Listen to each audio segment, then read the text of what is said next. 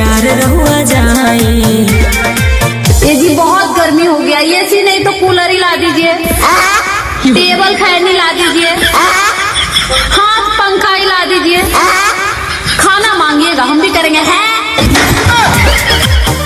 कुछ मंगला पखाली कोरेला आई ओई वजह से पता ठेंगा देखाई होई पुराना डिमांड त छुए न भेटाई ओई वजह से पता ठेंगा देखाई बुझला।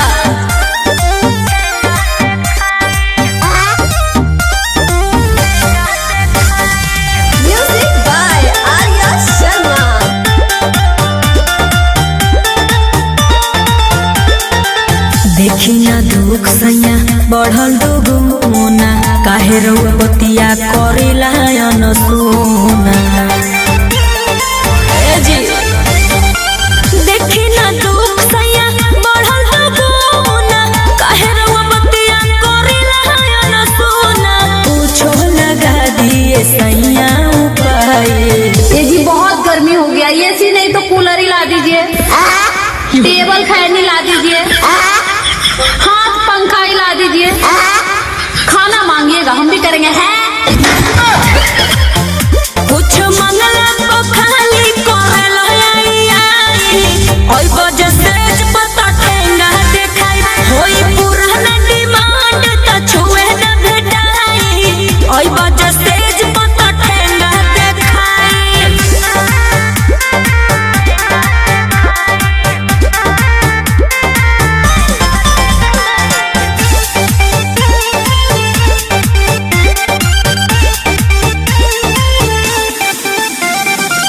बुझब न बात जदि रूलू रवाना बंद कई देव तोहर साझे से खाना। का समझला सुना बुझब न बात जदि रूलू रवाना बंद कई देव तोहर साझे से खाना। मिले ना तोहके चाभे के रसमलाई। ये जी बहुत गर्मी हो गया, एसी नहीं तो कूलर ही ला दीजिए, टेबल फैन ही ला दीजिए, हाथ पंखा ही ला दीजिए।